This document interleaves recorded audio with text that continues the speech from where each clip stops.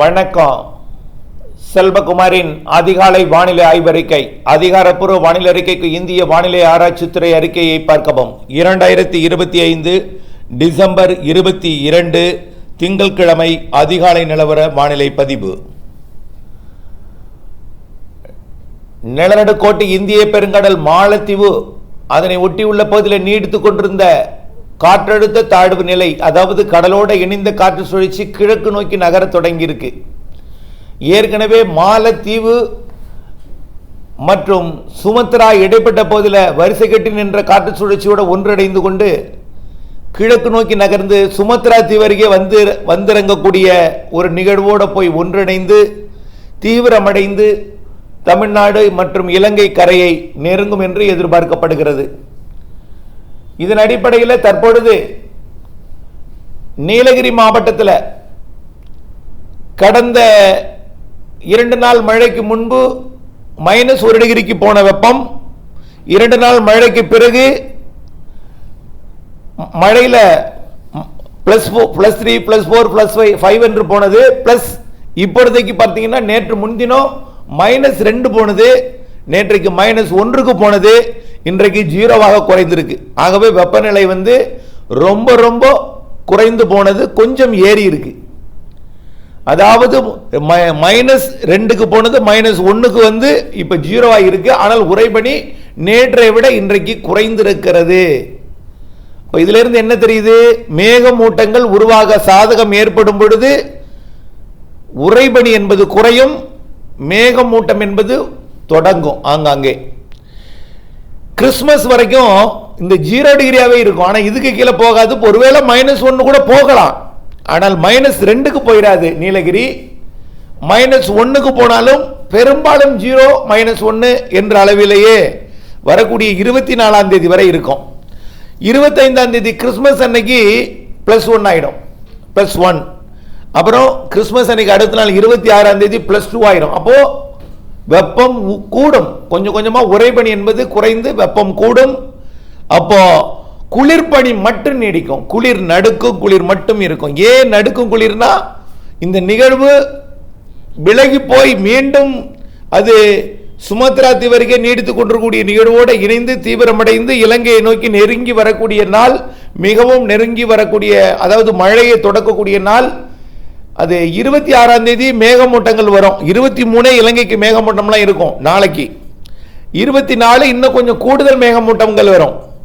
அப்போ சுமத்ரா தீவை நோக்கி விலகி போயிட்டு இருக்கும். அதனால தான் 23 24 மேகமூட்டம், தூறல் நனைக்கும் மழை கூட இலங்கைக்கு இருக்கும். அடுத்தபடியா இது தமிழ்நாட்டுக்கு சொல்றேன் இருங்க, ஒன்னொன்னா தான் வரும். அப்படியே சொல்லிட்டு தான் இங்கே வரும். நெருங்கி வரும்போது எப்போ இங்கே மழைன்னு சொல்லுவோம். அடுத்தது 23 24 இலங்கைக்கு மேகமூட்டம் தூறலை கொடுக்கும். 25 கூடுதல் மேகமூட்டம் இருக்கும், ஆனால் தூறல் இருக்காது. 26ஆம் தேதி என்ன ஆகுன்னா நனைக்கும் மழையாகவே மாறிடும் இலங்கைக்கு. தமிழ்நாட்டுக்கு தூறல் கொடுக்கும். 26ஆம் தேதி கடலோர மாவட்டங்கள், டெல்டா கடலோரத்தில் மேகமூட்டங்கள்லாம் வரும். அப்போ என்ன செய்யும்? இந்த நீர்பனி விலகி குளிர்பனியாக மாறிடும், குளிர்பனியாக மாறிடும். அதாவது தண்ணி சொட்டாது மரத்தில் இருந்து, ஆனால் நடுக்கும் குளிராக இருக்கும், மேகமூட்டங்கள் உருவாகும். கீழே வர வேண்டிய தண்ணீர் மேலேயே மேகமாக மாறிடும். புரியுதுங்களா? அதனால தான் 26ஆம் தேதி மேகமூட்டங்கள் வர ஆரம்பிச்சிடும்.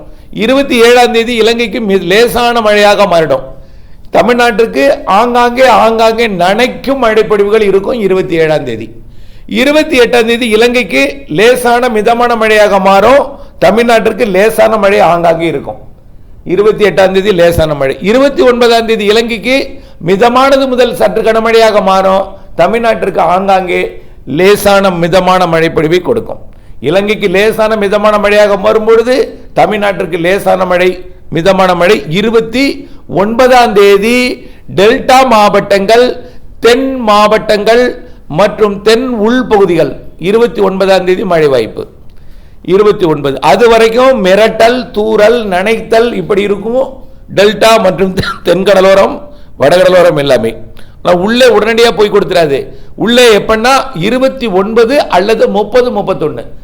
29 வரலைன்னா 30ஆம் தேதி வந்துடும். அதாவது ஒரு நாள் 2 நாள் லேட்டாக கூட உள்ள வந்துடும். 30ஆம் தேதி உள்ளே, அதாவது தென் மாவட்ட மேற்கு தொடர்ச்சி மலைப்பகுதிகள், அதே போல தேனி உள்ளிட்ட பகுதிகள் 30ஆம் தேதி அல்லது 31ஆம் தேதி கொடைக்கானல் மலைப்பகுதி, திண்டுக்கல், திருப்பூர் மாவட்டத்தின் பகுதிகள். முதல்ல திருப்பூர் மாவட்டத்தின் தெற்கு பகுதி, கோயம்புத்தூர் மாவட்டத்தின் தெற்கு பகுதி, பிறகு திண்டுக்கல் மாவட்ட தெற்கு பகுதி, புதுக்கோட்டை, சிவகங்கை மாவட்டம், டெல்டா மாவட்டங்களோட கடலோரம் மற்றும் தெற்கு பகுதி, தெற்கு அதாவது கொஞ்சம் உள்ளே வரைக்கும் நல்ல மழை பொழிவு முதல்ல தொடக்கம் 29 அல்லது 30. உள்பகுதிகளில் 30 அல்லது 31 தொடக்கம். 30, 31 2 நாள் தாமதம் ஏற்பட்டால் அந்த 2 நாள் தாமதம் வந்து இது ஜனவரியில் 2 நாள் கூடும் நம்ம சொல்லியிருக்கிறோம். அதில் வேற ஒன்றும் கிடையாது. இந்த 5ஆம் தேதி முடிகிறது, 6ஆம் தேதி முடியலாம், அவ்வளோதான். பட் 3ஆம் தேதி முடின்னு எதிர்பார்த்தோம், 4ஆம் தேதி வரை இருந்தது. 4ஆம் தேதி 5ஆம் தேதியை மாறும், 6ஆம் தேதியை மாறலாம், அவ்வளவுதான். 2 நாள் தாமதம் அடைவது. ஆகவே மழை நிகழ்வு நிச்சயமாக இலங்கை நெருங்கி வரும். இப்பொழுது வரைக்கும் நம்முடைய கணிப்பின்படி அவர்கள் அதாவது உலக வல்லுநர்களின் கணிப்பும் நம்ம கணிப்பும் எது வரைக்கும் ஒத்து வருதுன்னா 31ஆம் தேதி வரை ஒத்து வருது. 31ஆம் தேதி வரை நாம் சொன்ன மழைப்பொழிவும் அவர் சொன்ன மழைப்பொழிவும் சரியா அமைஞ்சிருக்கு, இப்போ வரைக்கும் அமைஞ்சிருக்கு. அதுக்கு பிறகெல்லாம் அவங்க என்ன சொல்றாங்கன்னா விலகி போய்விடும் சொல்லியிருக்காங்க. நாம விலகி போகாது, தொடர்ந்து மாதிரியில் மாற்றங்கள் ஏற்படும். தொடர்ந்து தென் தமிழ்நாடு இலங்கைக்கு தொடர்ச்சியாக நல்ல மழைப்பொழிவை ஜனவரி மாதத்தின் முதல் வாரத்திலையும், அதாவது 1, 2, 3, 4, 5 தேதிகள்லையும் கொடுக்கணும்னு சொல்லிட்டு இருக்கோம். இதுல 29, 30, 31ஆம் தேதி கிருஷ்ணகிரி, தருமபுரி உடனடியாக எட்டிடாது, உடனடியாக எட்டாது. நிகழ்வு தீவிரமடைந்து ஏறும்போது தான் அங்கே மழைப்பொழிவை கொடுக்கும். ஆக சென்னைக்கு லேசான மழைப்பொழிவு இருக்கும். அதுக்கு தெற்கே வரதும் கொஞ்சம் கூடுதலாக இருக்கும். டெல்டாவிற்கு தெற்கே நல்ல மழை கிடைக்கும். டெல்டாவிலையும் மயிலாடுதுறை விட காரைக்கால் கூடுதலாகவும், காரைக்காலை விட நாகப்பட்டினம் வடக்கு கூடுதலாகவும், நாகப்பட்டினம் வடக்கு விட வேதாரண்யம், தலைஞாயிறு, துருத்துறைப்பூண்டி, இந்த டெல்டாவோட தெற்கு பகுதி முத்துப்பேட்டை, கோட்டூருக்கு தெற்கே உள்ள, மன்னார்குடிக்கு தெற்கே உள்ள பகுதி, அதிராமப்பட்டினம், மதுக்கூர், மொரத்தநாடு, பட்டுக்கோட்டை, பேராவூரணி, இந்த ராமநாதபுரம் மாவட்டம், புதுக்கோட்டை மாவட்ட கடலோரம், இந்த பகுதிக்கு 30, 31ஆம் தேதி நல்ல மழையே இருக்கு, கனமழையே இருக்கு. இந்த மழைப்பொழிவு அப்படியே உள்ளே திண்டுக்கல் மாவட்டம், திருப்பூர் மாவட்டம் வரைக்கும் தெற்கு பகுதியில் முதல்ல கொடுக்கும். 29, 30. 29 இலங்கை, 30 நமக்கு தமிழ்நாட்டோட தென் மாவட்டங்கள், டெல்டா மாவட்டங்கள். 30, 31 2 நாளும் உள்ளே வந்துடும்.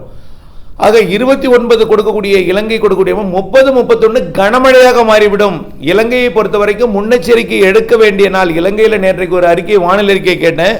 இலங்கையில் ஒரு செய்தி அறிக்கை கேட்கும் பொழுது கிட்டத்தட்ட மழை நிறைவடைந்து விட்டது, இனிமேல் நாம் மறு குடியமர்ப்பு பணியை தொடங்க போகிறாங்க, தொடங்கிட்டாங்க அப்படிங்கிற மாதிரி எல்லாம் சொல்லிட்டு இருந்தாங்க.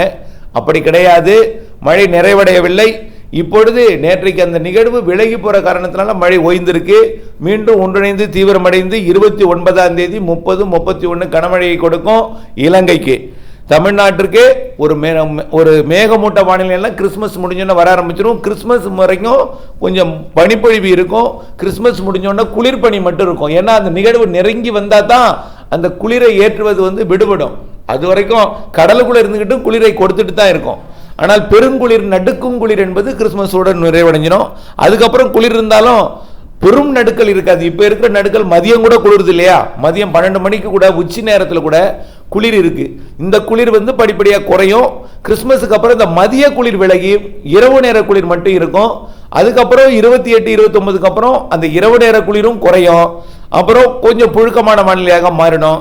29, 30, 31 இலங்கைக்கு மிக மழை பொழிவு இருக்கு. தமிழ்நாட்டை பொறுத்த வரைக்கும் கடலோரம் 29, உள்ளே 30, 31 கிடைக்கும். அப்படியே படிப்படியாக நெருங்கி நல்ல மழை பொழிவு 5ஆம் தேதி 6ஆம் தேதி வரை கொடுக்கும். சரி, இந்த நிகழ்வு இப்படி இருக்க அடுத்த நிகழ்வும் கண்டிப்பா இருக்கு.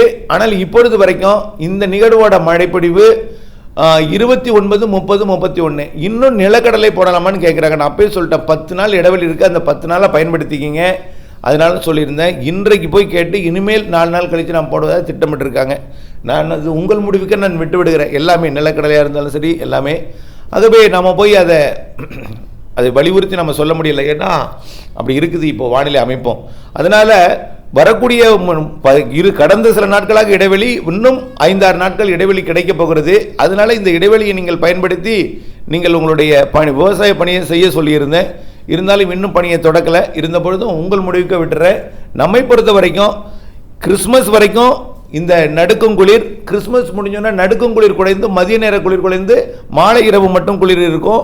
உறைபனி என்பது குறைந்து குளிர்பனி இருக்கும். மேகமூட்டங்கள் வந்துடும் கிறிஸ்மஸ் முடிஞ்சோடனே.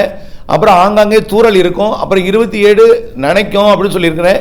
29, 30, 31 இலங்கைக்கு கனமழை இருக்கு. 29 தொடக்கம் 30, 31 கனமழை மிக கனமழை பொழிவெல்லாம் இருக்கு. பெரும்பாலும் கிழக்கு கரை கிழக்கு கரை ஒட்டுமொத்த இலங்கையோட கிழக்கு பாதி நிறைய மழை தெரியுது 30-31ஆம் தேதி. அந்த நேரத்தில் தமிழ்நாட்டின் தென்கடலோரம், தென் மாவட்டங்கள், டெல்டா மாவட்டங்கள், மேற்கு தொடர்ச்சி மலை மாவட்டங்களுக்கு வரக்கூடிய 30-31 நல்ல மழைப்பொழிவை கொடுக்கும். பிறகு படிப்படியாக நெருங்கி வந்து மழைப்பொழிவோட அளவு கூடும். தொடர்ந்து வானிலை அப்டேட்ஸோடு இணைந்திருங்கள். வானிலை அறிந்து விவசாயம் செய்திடுங்கள். மேலும் விரிவான அறிக்கையை மாலையில் சந்திப்போம். நன்றி.